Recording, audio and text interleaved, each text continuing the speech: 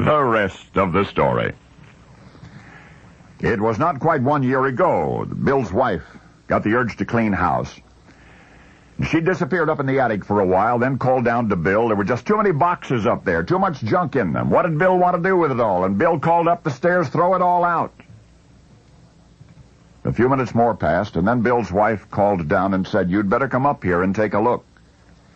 So, Bill went upstairs, and there on the attic floor sat an old box with a stack of even older phonograph records inside. And Bill's wife suggested that at least they listen to some of them before tossing them into the garbage. Bill said okay, and together they brought the box downstairs. They sat it down in front of the old record player, and one by one the memories drifted through the air, thinly disguised as songs from once upon a time.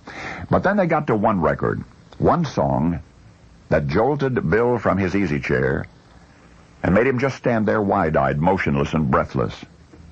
What was it, his wife wanted to know, but Bill couldn't speak. Not until the last word was sung and the last note had sounded, and then Bill told his bride the rest of the story. That once upon a time, Bill and his friend Henry were in the music business. It's an interesting thing, neither of them could read nor write music.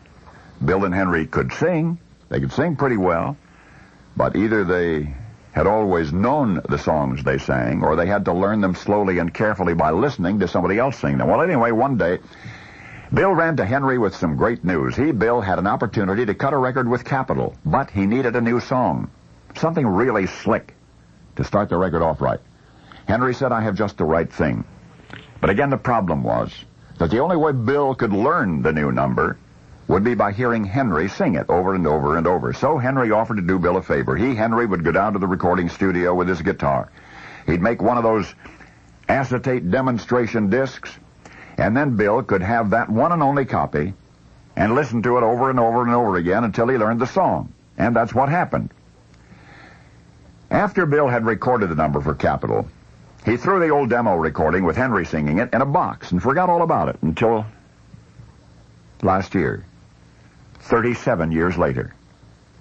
For the recording that has come to light for the first time in all this time, the recording Henry made for Bill, Big Bill Lister, is indeed one of a kind. By now you may have heard that Henry's son was presented with that demo record, and he took it back to Nashville.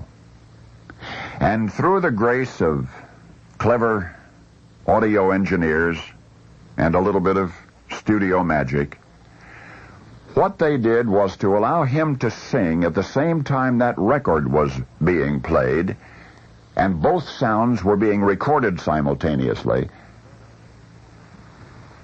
And thus, he was singing a duet with his own dead father. And thus were father and son reunited.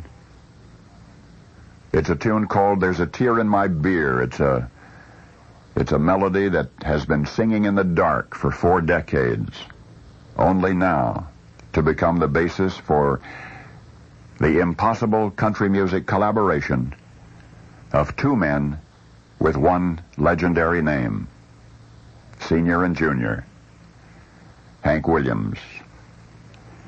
And now you know the rest of the story.